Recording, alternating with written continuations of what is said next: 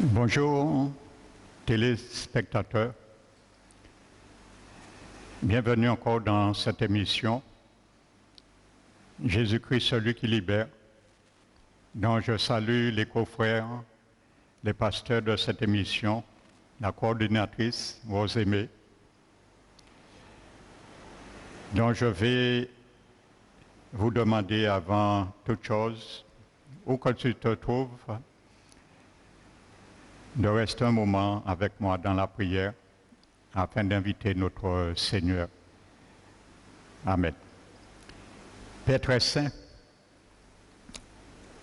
je te bénis, je te remercie pour le saut de vie que tu as accordé à tous ces téléspectateurs qui sont devant leur écran de télévision afin d'entendre encore ta parole, recevoir les vertus, mais la science qui est imprimée dans tes paroles, afin d'aboutir vraiment, Seigneur, à la vie éternelle, ce que tu désires pour tous les hommes, afin qu'ils soient sauvés.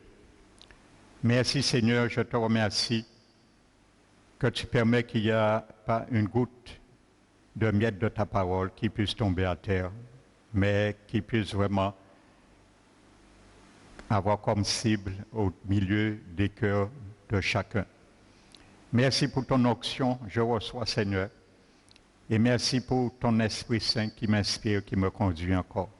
Je remets toutes choses entre tes mains et te glorifie, Père, au nom de Jésus-Christ. Amen.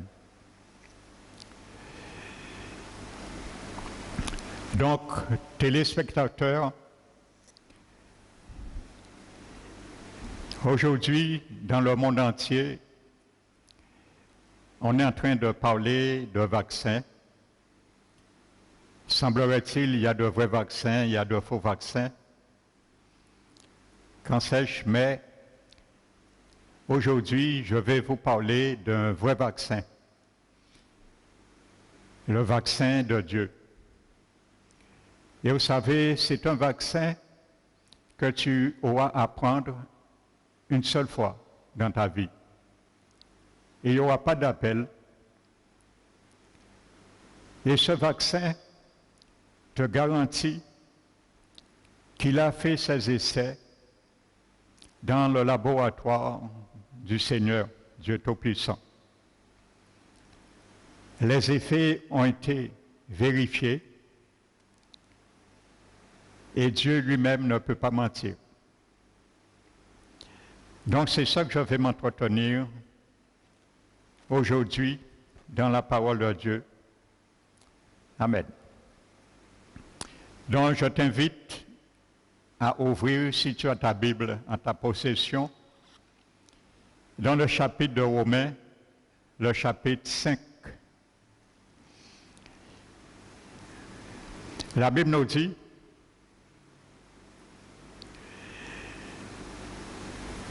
Romains 5, la Bible nous dit au verset 8, « Mais Dieu prouve son amour envers nous, en ce que lorsque nous étions encore des pécheurs, Christ est mort pour nous. » Verset 9, « À plus forte raison donc, maintenant que nous sommes justifiés par son sang, serons-nous sauvés par lui de la colère. » Donc je vais retenir trois choses dans ce verset pour venir sur ce thème. La Bible parle de justifier, il parle de sauver et il parle de colère. Donc ça veut dire que tout homme, d'une manière ou d'une autre, est sous la colère de Dieu. Ça veut dire la colère à venir, qui représente le jugement de Dieu. Car tout homme doit rendre compte à Dieu un jour. Mais la Bible promet, nous pouvons être sauvés. Ça veut dire soustraire de cette colère à venir par un seul moyen. Et ce moyen, la Bible nous le dit, c'est la justification. Et c'est ça que je vais stigmatiser aujourd'hui comme le vaccin de Dieu. La justification. Qu'est-ce que c'est? Ça veut dire littéralement déclarer non coupable. Pourquoi déclarer non coupable? Parce qu'un jour, vous savez, au Jardin d'Éden, nos premiers parents ont transgressé une loi que Dieu avait ordonné que le jour qu'ils transgresseront cette loi, qu'ils mourront. Mais lorsque Dieu a prononcé cette sentence, il y avait dans le mot mort 2 morts qui étaient inclus. Il y avait une mort qu'on appelle, et je viendrai tout à l'heure avec des versets sur cela, la mort spirituelle. Ça veut dire que c'est une mort qui coupe et qui a coupé toute l'humanité de Dieu. Ça s'appelle la mort spirituelle. Dans le grec, c'est le mot thanatos. Et qui a résulté d'une deuxième mort, qui est la mort physique, bien sûr, dont Adam est mort à 930 ans.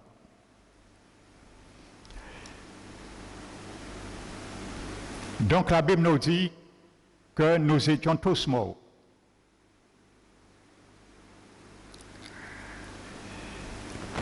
Je vais te donner un verset parmi tant d'autres. Note-le, c'est dans le livre d'Éphésiens, le chapitre 2.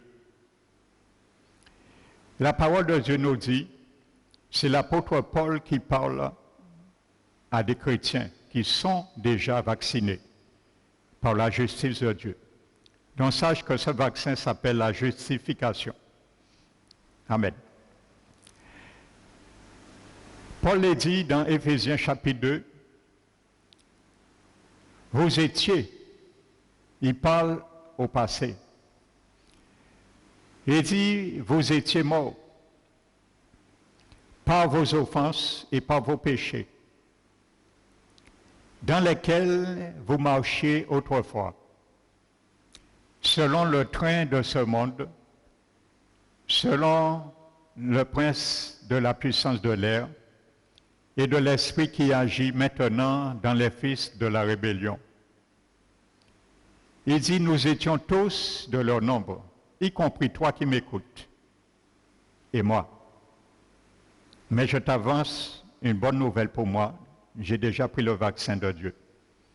Et je t'invite aujourd'hui de le prendre à la fin de ce message. Il dit, nous étions tous de leur nombre, et nous vivions selon les convoitises de notre chair, accomplissant la volonté de la chair et de nos pensées. Et la parole de Dieu nous dit, et nous étions de nature, ça veut dire depuis ta naissance, enfants de colère. C'est pour cela, Romains 5, le verset que je viens de te lire, dit que tu peux être soustrait de cette colère. Comment Dieu dit qu'un enfant qui naît est déjà mort? Donc vous voyez bien, il ne s'agit pas de la mort physique. C'est une mort spirituelle. Ça veut dire, par le péché d'Adam et Ève, toute l'humanité est coupée de Dieu. Et il y a une seule manière de rectifier cela, c'est prendre ce vaccin qui vient de Jésus, qui est notre justice. Et que la Bible dit dans 2 Corinthiens chapitre 5, que Christ, lui qui n'a point commis de péché, Dieu l'a fait devenir péché pour nous, afin que nous devenions justice de Dieu en lui.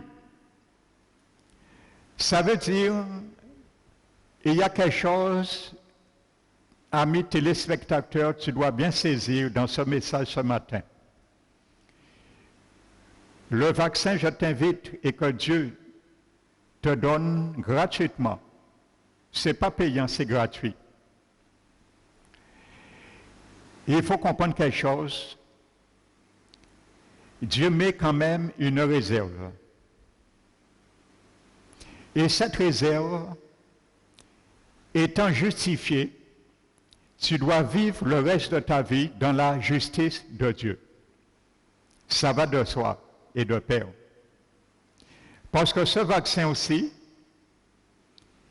permet de conserver pendant toute ta vie et voir l'éternité ton passe vaccinal, si je peux dire, que la Bible parle dans le livre de l'Apocalypse, le chapitre 20, ton nom qui est inscrit déjà dans un livre de vie. Donc ce vaccin te permet, la justification permet que ton nom reste inscrit dans le livre de vie et pour l'éternité. Mais Dieu met une réserve. Si tu arrêtes étant vacciné par la justice de Dieu, la justification, tu arrêtes un jour de vivre et de marcher selon la justice de Dieu,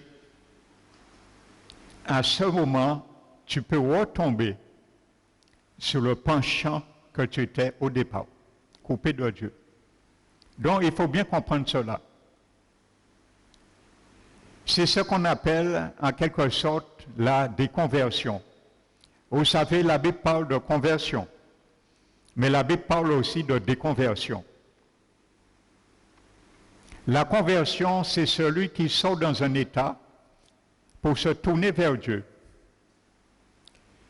La déconversion, c'est celui qui est déjà tourné vers Dieu, qui est en Christ, dans la justice de Christ, et qui se détourne de Christ, pour retourner et pour revenir dans l'état premier qu'il était.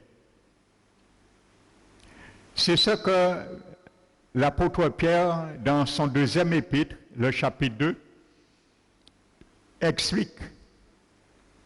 Il dit, si après avoir c'est retirer quelqu'un, c'est retirer des souillures de ce monde, qui retourne de nouveau et se laisse vaincre, la Bible dit que son état, sa condition dernière est pire que sa première condition. Car mieux vaut pour lui n'avait pas connu la voie de la justice. Vous voyez? Quand tu es justifié, tu dois persister, cheminer dans une voie de justice qui est conforme à la volonté de Dieu. Ça veut dire la voie de la justice, ce sont les normes de Dieu. Et bien sûr, il y a des contraintes aussi. Car mieux vaut pour lui de ne pas avoir connu la justice et de l'avoir connu et s'est retiré du Saint Commandement qui lui a été donné. La Bible dit, il est devenu comme dit un proverbe vrai, que le chien est retourné à son vomi. Et la truite lavée s'est vautrée dans le bourbier. Amen. Vous savez, toujours dans le livre de Romains, afin de venir sur l'application de ce vaccin, pour te montrer que Dieu l'a mis en valeur. Il y a certains qui l'ont déjà expérimenté réellement, pour bien montrer que Dieu ne peut pas te donner de faux espoir. Amen. Toujours dans le livre de Romains, le chapitre 3, la Bible nous dit que justice de Dieu, vous voyez encore, justice de Dieu, ça veut dire qu'il justifie les hommes qui sont condamnés. Je t'explique quelque chose, amis téléspectateurs. Pourquoi j'ai dit ce mot un vaccin? Ça veut dire, regarde ce que dit, je reviendrai sur Romains chapitre 3, revenons sur Romains chapitre 5. Regarde ce qui est dit au verset 12, Romains chapitre 5. C'est pourquoi, comme par un seul homme, Adam bien sûr, le péché est entré dans le monde. Et par le péché, la mort. Et ainsi, la mort s'est étendue sur tous les hommes. Il n'y a pas d'exception. Tu peux être la plus bonne personne du monde, tu n'es pas l'exception à la règle. Tu fais partie de ces règles. La mort s'est étendue sur toi. La mort s'est étendue sur moi qui te parle. Parce que tous ont péché. Même un enfant qui n'est pas encore né, il a déjà péché. C'est un virus, c'est ça qu'il faut comprendre. C'est un virus mortel. C'est un virus incurable. Et il y a une seule solution, c'est la justification pour être soustrait de ce virus, qui est la condamnation éternelle. La Bible dit, car jusqu'à la loi, le péché était dans le monde. Or, le péché n'est point imputé quand il n'y a point de loi. Qu'est-ce que ça veut dire? Pourquoi la Bible dit que nous tous, nous sommes morts par le péché d'Adam? Or, il est dit que sans la loi, le péché n'est pas imputé. Parce qu'il n'y a pas de loi, on ne sait pas si on transgresse ou on ne transgresse pas. Pourquoi la Bible dit, jusqu'à la loi, le péché était dans le monde, mais or, le péché n'est pas imputé quand il n'y a point de loi? Le Seigneur nous fait comprendre, entrevoir, le péché qui n'est pas imputé, c'est le péché personnel que chaque personne, en venant au monde, fait. Ça s'appelle le péché personnel. C'est ce genre de péché qui n'était pas imputé parce qu'il n'y avait pas encore de loi. Je vous rappelle que la Bible parle dans Galates chapitre 3 que la loi est survenue 430 ans après que Dieu avait conclu une alliance avec Abraham. La loi est venue 430 ans après cette alliance. Ça veut dire toutes les gens qui ont péché avant la loi, comme dit le verset 13 de Romains 5, ces péchés n'étaient pas imputés. Dieu ne considérait pas cela parce qu'il n'y avait pas de loi. Mais ils étaient quand même condamnables. Parce que le péché et la mort universelle existaient déjà depuis Adam. Bien que Dieu ne considérait pas les péchés, les transgressions personnelles, mais Dieu considère que tout homme était pécheur à cause du péché d'Adam et était sanctionné par la mort spirituelle. Bien que le péché personnel n'était pas encore imputé. Et au verset 14, il est marqué, cependant, la mort a régné depuis Adam jusqu'à Moïse. Même sur ceux qui n'avaient pas péché d'une transgression semblable à celle d'Adam, qui est l'image de notre Seigneur Jésus. Donc vous voyez que la Bible dit cependant la mort, même s'il n'y avait pas de loi qui nous condamnait, lorsqu'on péchait personnellement, les péchés personnels, nous étions condamnables parce que la mort a régné depuis Adam jusqu'à Moïse. Et la loi est venue à partir de Moïse, 430 ans après l'alliance conclue avec Abraham. Donc nous voyons bien que personne ne peut dire qu'il sera sauvé s'il ne prend pas ce que j'appelle le vaccin de Dieu, la justification. Amen. Romains chapitre 4, verset 25, nous dit que Christ est mort pour nos péchés et qu'il est ressuscité pour notre justification. Amen. Donc, du fait que Jésus est ressuscité, prouve une chose, qu'il peut te ressusciter quand tu meurs et te permettre de vivre éternellement un jour avec lui. Donc, c'est un des tests dans le laboratoire du Père Céleste qu'il a trouvé à la personne de notre Seigneur Jésus. Mais revenons à ce que je disais dans le chapitre 3 de Romains. La Bible dit justice de Dieu par la foi en Jésus-Christ. Vous voyez, en Jésus-Christ est la justice de Dieu.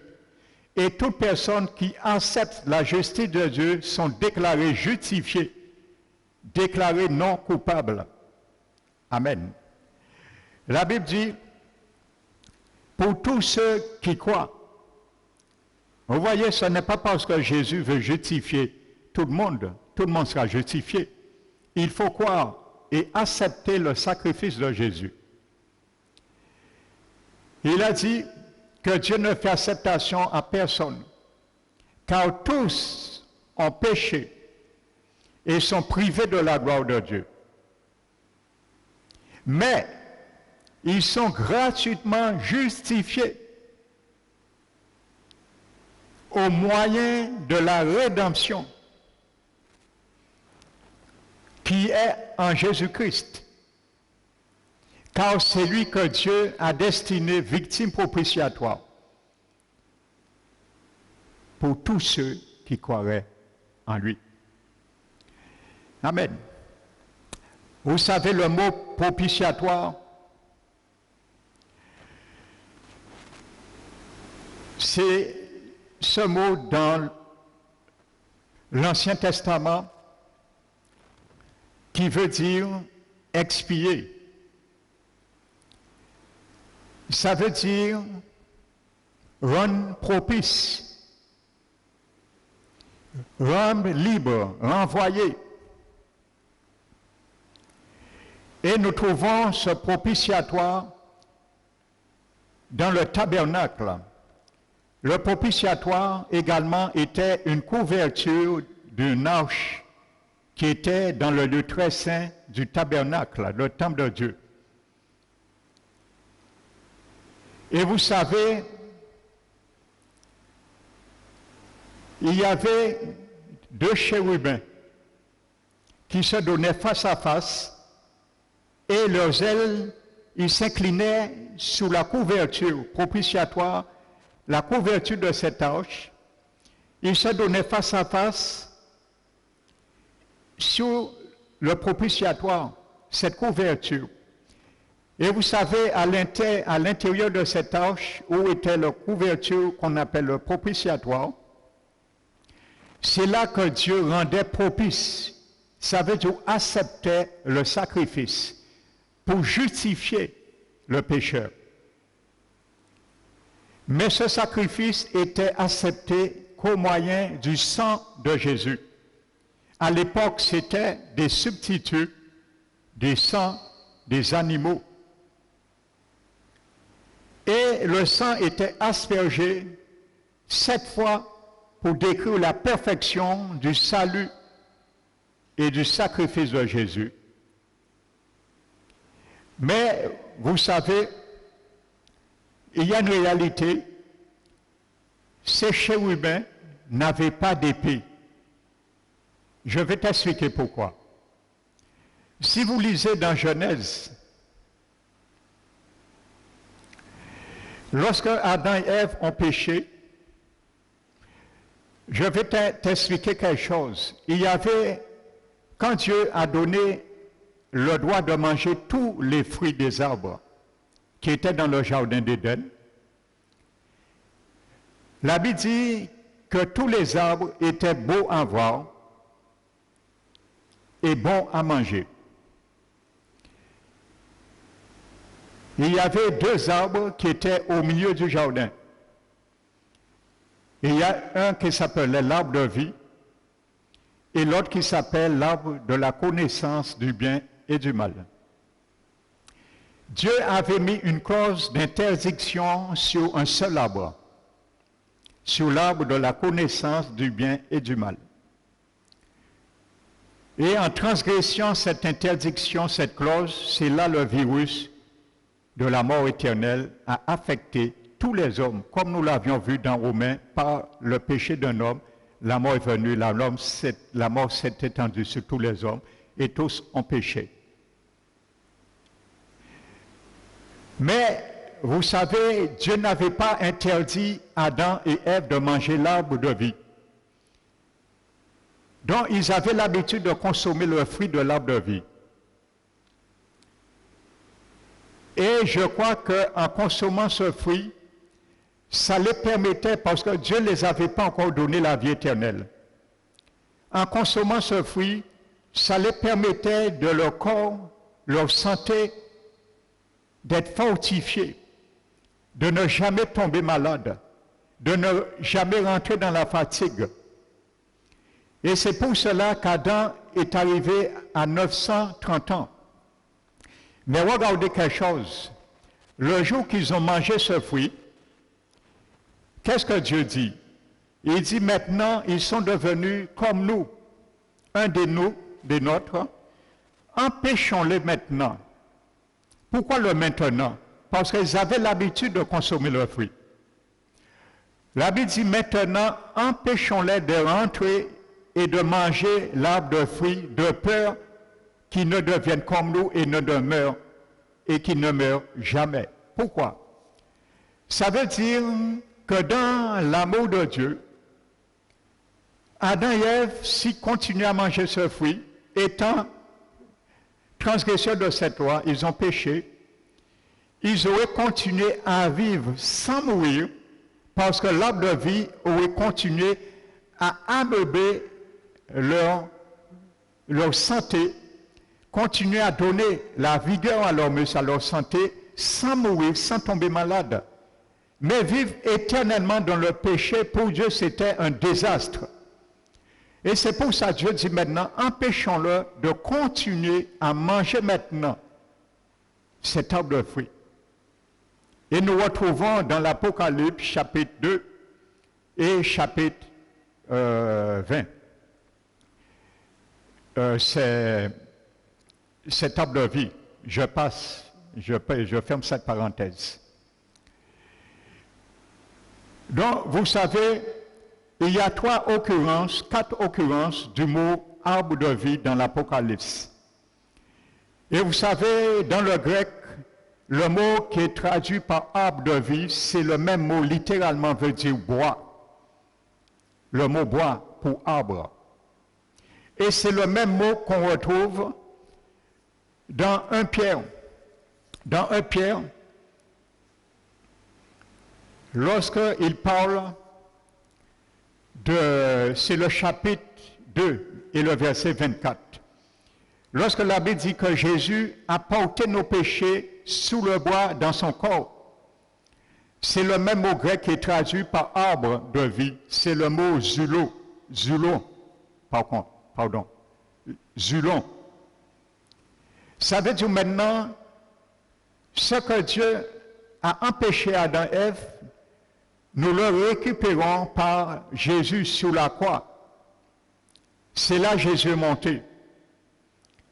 Et c'est là qu'il t'invite à le rencontrer aussi. Accepter son sacrifice sur la croix. Maintenant, pour venir au chérubin, Dieu a dit de mettre des chérubins avec des épées flamboyantes devant l'arbre de vie pour qu'ils ne puissent point toucher. Parce que s'ils continuent à toucher, ils seront toujours immunisés contre la maladie et ne vieilliront jamais, ne mourront pas. Et ils vont continuer à pécher. Imaginez qu'il y aurait des milliards d'individus qui vivent dans le péché, dans le désordre, et il n'y a pas de mort, frère. Donc maintenant, dans le ciel, le tabernacle maintenant qui existe, dont le terrestre était la réplique, la Bible nous dit qu'il y a deux chérubins, mais ils n'ont pas d'épée. Pourquoi? Tu le comprendras mieux dans le livre d'Exode, le chapitre 36 et le verset 35. Un des versets. Vous savez, lorsque Dieu avait donné à Moïse comment construire le tabernacle, il y avait trois voiles. Il y avait un voile qu'on rentrait par les parvis, il y avait un deuxième voile qu'on entrait par le lieu saint, et il y avait un troisième voile qui était dans le lieu très saint. Regardez la description de ce rideau, c'est un rideau, hein? Dans Exode 36, verset 35. Il y a d'autres occurrences. L'Éternel dit à Moïse, tu feras ce rideau avec du fil couleur bleue, couleur de pourpre et couleur de cramoisi. Il sera de lin fin retors. Vous savez, le fin lin ailleurs représente la justice de Dieu. Ça veut dire que ça représente la justice de Dieu pour nous. Lui, comme je dis dans 2 Corinthiens 5, il s'est fait pécher pour que nous devenions en lui justice de Dieu. Donc ce rideau emblématique représente la justification que seul quelqu'un qui a été justifié peut rentrer maintenant dans la présence de Dieu sans être frappé par son jugement. Parce que n'importe qui ne rentrait pas là à l'époque. Il y avait une seule personne qui rentrait dans le lieu très saint, c'était le souverain sacrificateur. Il rentrait une seule fois l'année et pendant une fête qu'on appelle la fête des expiations et en hébreu le Yom Kippour. Et il devait rentrer avec du sang. S'il ne rentrait pas avec du sang, il était frappé de mort instantanément. Donc le rideau était de couleur pourpre. Regardez ce que dit Ésaïe chapitre 1. Il dit, venons, plaidons devant l'Éternel. Si nos péchés sont noirs comme le cramoisi, s'ils sont comme la pourpre, ils seront blancs comme la neige et comme la laine. Vous savez, la couleur cramoisi représente, c'est une couleur qui est très noire. C'est la même couleur du sang artérien, des artères. Un sang qui est tellement rouge qu'il devient pratiquement noir. C'est ce qu'on appelle couleur cramoisie. Donc sur ce rideau, ça représentait, pour pénétrer la présence de Dieu, c'est par le moyen du sang de Jésus. C'est ça que ça représente. Le bleu représente le ciel, la paix avec Dieu. Le rouge, le pourpre, représente le sang de Jésus qui nous donne accès. Et il y a quelque chose, je viens avec toi, ce détail. Il était demandé de broder sur ce rideau des chérubins, mais sans épée. Pourquoi Dieu n'a pas dit de broder des chérubins avec des épées sur ce rideau, ce voile? Parce que le sang de Jésus les a désarmés. Sur le propitiatoire, où que Dieu fait l'expiation, les chérubins étaient désarmés par le sang de Jésus. Maintenant, tu peux goûter à l'arbre de vie au moyen du sang de Jésus. Et il n'y a aucun chérubin qui va te trancher, comme au jardin d'Éden. Le sang de Jésus a désarmé tout ce que le péché d'Adam a mis pour nous condamner. Il les a désarmés à cause du sang de Jésus. Donc c'est pour cela, la Bible nous dit que le Seigneur, il est venu pour cela. Maintenant, vous savez, il y a un détail du verset que je vous ai lu dans Éphésiens chapitre 2, La Bible dit nous étions morts. Vous voyez bien? Vous étiez morts. Il ne s'agit pas de mort physique, il s'agit bien de mort spirituelle. Par vos péchés et vos offenses. Vous savez, dans le grec, le sens grec de ce verbe est un locatif de sphère. Ça veut dire que nous ne mourrons pas parce que nous sommes pécheurs, parce que nous péchons, mais c'est parce que nous restons et nous étions dans le péché, dans le virus. Mais Dieu veut nous retirer. Vous savez, dans l'Évangile, le chapitre 26, lorsque Jésus ratifiait son alliance, il a dit, voici le sang de l'alliance que j'ai ratifié pour le pardon de beaucoup parmi vous, de beaucoup d'hommes, pour le péché. Vous savez ce mot, le pardon, c'est le mot asphésis. Et le mot asphésie veut dire faire partir, renvoyer. Donc il n'y a que par la justification qu'on reçoit ce pardon, asphésis. Et vous voyez comme ce terme l'entend, Dieu retire ce virus en nous. Il renvoie ce virus, il le supprime en nous. C'est ça que ça veut dire ce mot asphésie, qui est traduit par pardon. Il retire le virus de la condamnation qui nous coupait de Dieu. Et maintenant, nous sommes justifiés. Donc regardez bien quelque chose, frères et sœurs, amis téléspectateurs. Dans 1 Corinthiens chapitre 6, versets 10 à 12, regardez ce qu'il est écrit. En parlant de certains péchés qui les condamnaient des chrétiens déjà sauvés, justifiés, Paul dit, c'est ce que vous étiez, un grand nombre parmi vous. Mais vous avez été lavés, mais vous avez été sanctifiés, mais vous avez été justifiés par notre Seigneur et Sauveur Jésus-Christ et par le Saint-Esprit de Dieu. Regarde bien quelque chose. Dieu te lave de tout péché. Quand il te lave, il te sanctifie. Ça veut dire qu'il te retire pour que tu ne demeures pas. Et il te met à part. Sanctifier veut dire mettre à part. Et troisièmement, il te déclare non coupable. C'est ce qu'on appelle justifier. Pour que tu vives maintenant dans la justice de Dieu. Maintenant,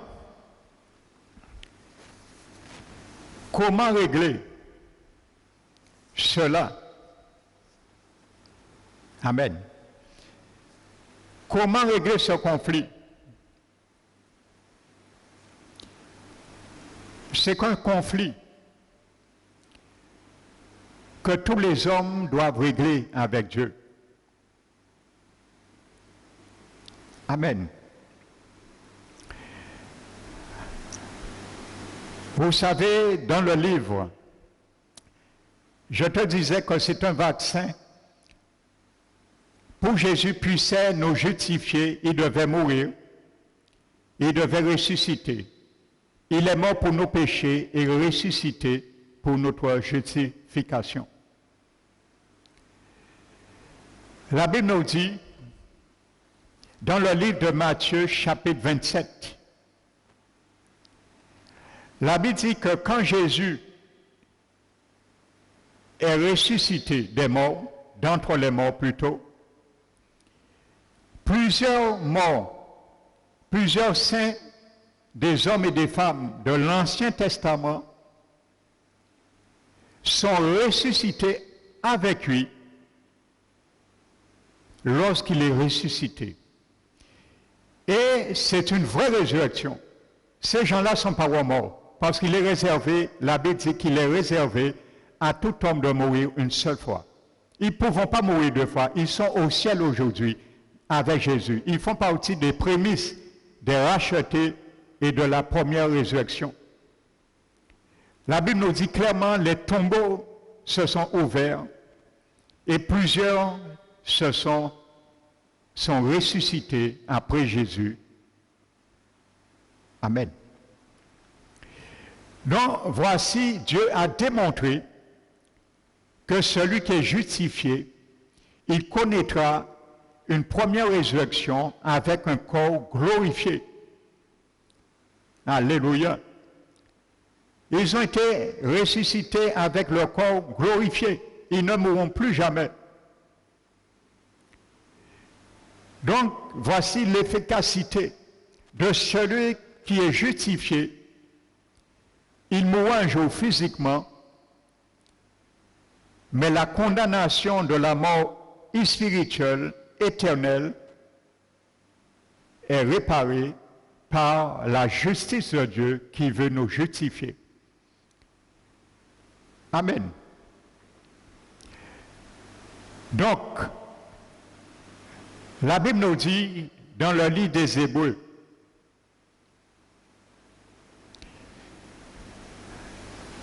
le chapitre 9,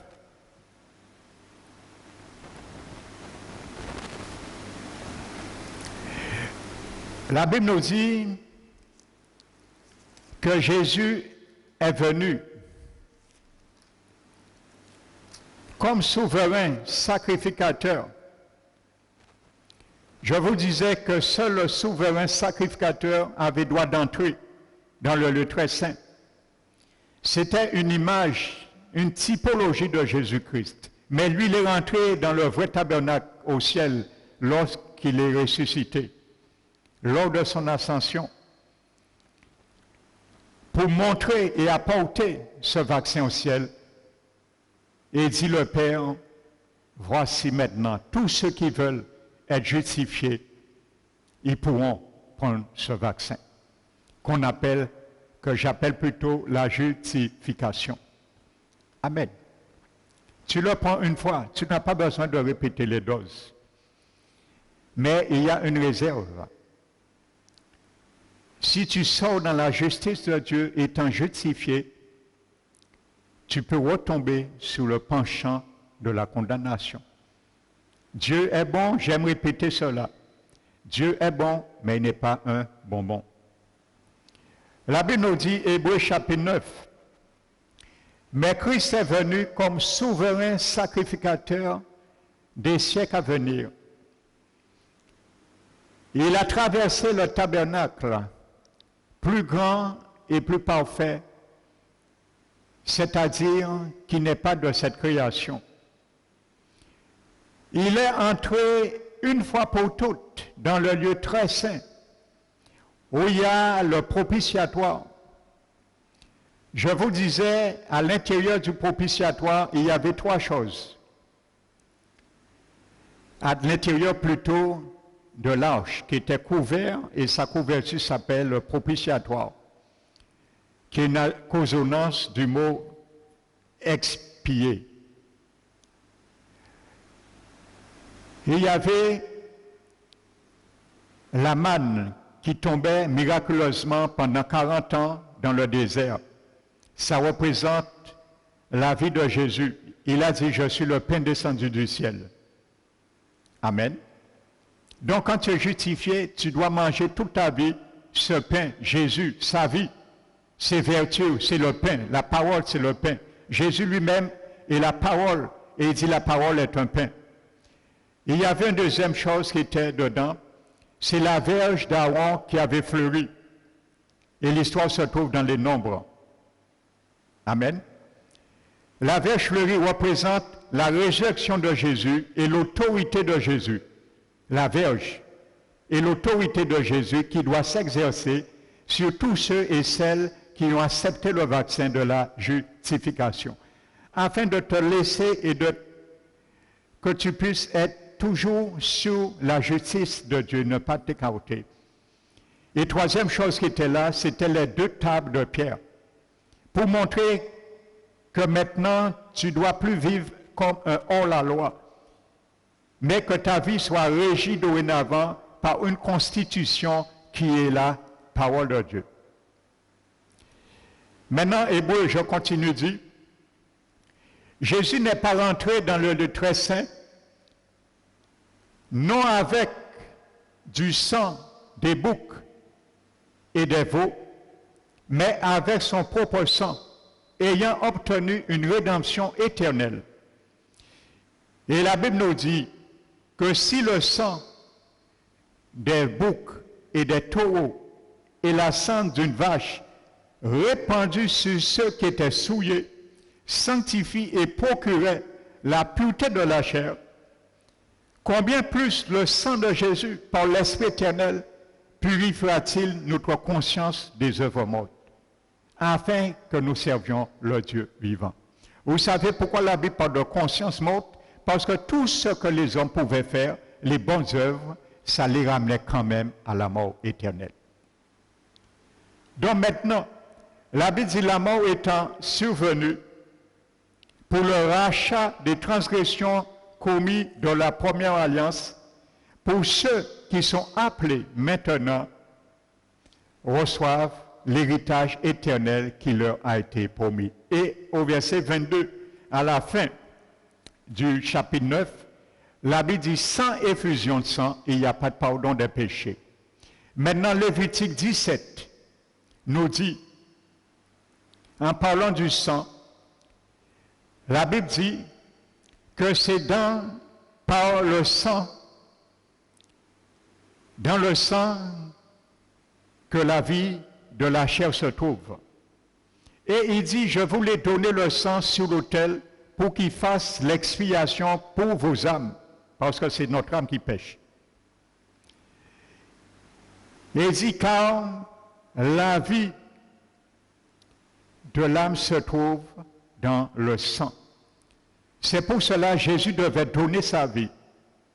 Le sang qui a coulé de Jésus, c'était pour donner sa vie. Vous savez, chaque individu a 5 litres de sang. Si tu perds 3 litres, tu es mort. Donc le sang est vraiment la vie. Jésus a donné son sang a coulé lorsqu'on a percé son cœur. Et il est mort c'est par la vie que le sang fait l'expiation. Maintenant, il fallait que Jésus passe par là pour authentifier, ratifier le vaccin, pour te justifier. Maintenant, étant ressuscité, il peut te justifier et, comme je dis, prendre ce vaccin, tous ceux et celles qui le veulent maintenant. Maintenant, mon ami, je te dis que ce vaccin également, la justification, te donne aussi, protège ton nom qui est inscrit dans le livre de vie. Nous le trouvons dans l'Apocalypse, le chapitre 20. Il y a un livre de vie. Maintenant, si tu meurs et tu n'as pas eu le temps de te vacciner, je ne parle pas du vaccin du Covid ou du variant, mais la justification, le nom de ce vaccin. Si tu meurs, ton nom qui est inscrit dans le livre de vie sera effacé. Parce que tu n'as pas été vacciné et Dieu ne connaîtra pas ton passe vaccinal pour entrer et vivre l'éternité avec lui. Donc, téléspectateur, toi qui as écouté ce message, je t'invite, ne laisse pas cette année finir. Nous sommes bientôt au dernier mois de l'année sans être vacciné par ce vaccin que je t'ai présenté qui s'appelle la justification. Donc, Jésus est mort pour toi. Il est ressuscité pour toi, pour te justifier. Maintenant, je te lis dans Romains 3, c'est gratuit. C'est par grâce nous sommes justifiés et cela ne vient pas de vous. Il suffit de dire oui, je le veux. Jésus va te laver, il va te sanctifier et il va te justifier. Tu deviendras un enfant du Seigneur, un enfant du royaume de Jésus. Il va te donner son Esprit Saint afin que l'Esprit Saint puisse te garder et que tu marches toujours dans la justice de Dieu, pour que tu ne sors pas dans la justice de Dieu. Car c'est cette réserve qu'il te retient dans ce vaccin que j'ai appelé la justification. Donc si tu le veux, je t'invite à fermer tes yeux où tu te trouves. Si tu es chez toi, si tu es dans ta voiture, arrête ta voiture. Si tu es dans un lieu, ferme tes yeux et fais cette prière avec moi. Répète cette prière avec moi. Le Seigneur va t'entendre. Père très saint, encore une fois aujourd'hui, je viens d'entendre ta parole. J'ai entendu et j'ai compris que tu es mort pour mes péchés. Tu es ressuscité pour ma justification. Et si je ne suis pas justifié, je meurs comme cela. Le péché de mes grands-parents Adam et Ève amènera ta colère sur ma vie un jour, le jour du jugement. Mais je veux être soustrait aujourd'hui de ce jugement à venir. C'est pour cela que je m'incline devant ta parole. Je m'incline devant ta miséricorde. Et je te dis, Seigneur, merci pour cette justice que tu veux faire de moi. Moi qui ne méritais pas cela. Moi qui t'ai condamné, qui t'ai crucifié à la croix par mes péchés, par mes offenses. Mais par ton amour que tu m'as aimé, c'est toi qui es venu vers moi. Pourquoi pas répondre favorablement à cet appel? Je t'ouvre mon cœur, Seigneur Jésus, et je t'accepte dans ma vie comme mon Sauveur et mon Seigneur. Tu es venu me justifier par la foi, je le reçois par la foi. Donne-moi ton Esprit Saint, tu m'as promis, et permets que tous les jours de ma vie, à partir de maintenant, par ton Esprit m'habitant et vivant en moi, que je puisse apprendre à marcher dans ta justice selon les injonctions de ta parole. Je te remercie, Père. Je crois que je suis pardonné de tous mes péchés. Je crois que j'ai été justifié par la foi. Je crois que je suis vacciné pour l'éternité et que ma vie est cachée en Christ maintenant et que je ne sortirai par ta grâce jamais. Accorde-moi ce droit. Je te remercie, Père, et je te bénis au nom de Jésus-Christ. Amen.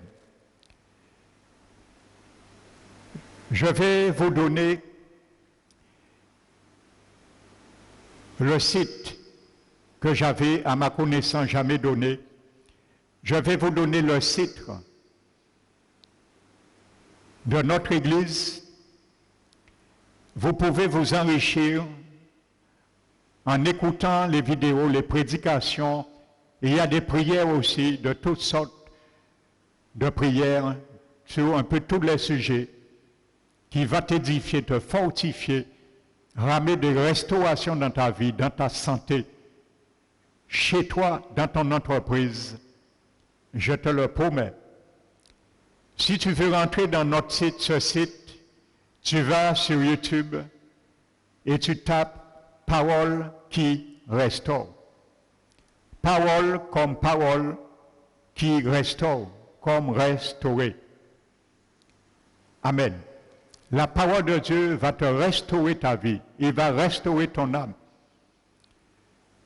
Donc ceux et celles qui veulent aller dans ce site, tu peux y aller. Donc je donne encore mon numéro de téléphone. Donc si tu veux me rejoindre pour la prière, pour une visite, pour un entretien, quoi que ce soit, nous sommes à ta disposition. Donc tu peux m'appeler au 0690 63 45 15.